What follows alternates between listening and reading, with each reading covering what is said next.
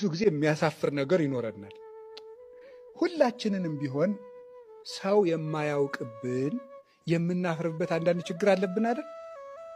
የለባችሁም እንዴ? አለብን። ሁላችን ሰው የማያውቅብን የተሰወረ ልክስክስነት አለብን። ያን ልክስክስነታችን እናፍርበታለን። ከእግዚአብሔር ፊት ደግሞ ይዘነው ለመቆም እንዴት ያሳፍራል! ኃጢአት ያሳፍራል፣ አንገት ያስደፋል። ሰው ደግሞ አግኝቶ አይምርም።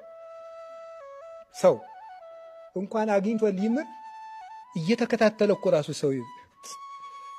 ሰው ታምረኛ ፍጡር ነው ጎበዝ። እንኳን ኃጢአት አግኝቶ ሊምር ኃጢአት ለማግኘት እኮ ሰው ይከታተላል። ታውቃላችሁ?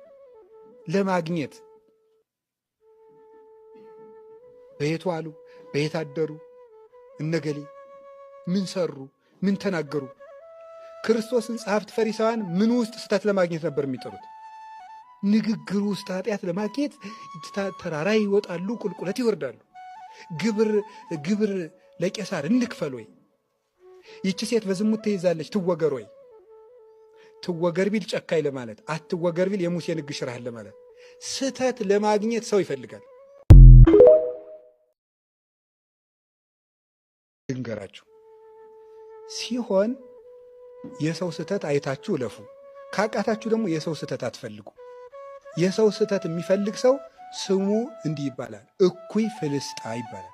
እኩይ ፍልስጣ ማለት ምን ማለት ነው? ጋኔን። እስቲ ጋኔን በሉ። ጋኔን መሆን ከፈለጋችሁ የሰዎችን ስህተት ፈልጉ። እገሌ እንዴት እንደዚህ የሚላል፣ እገሌ እኮ እንዲህ ያለ ደረጃ ደረሰ ሲባል ተወል ሰርቆ ነው ይላል።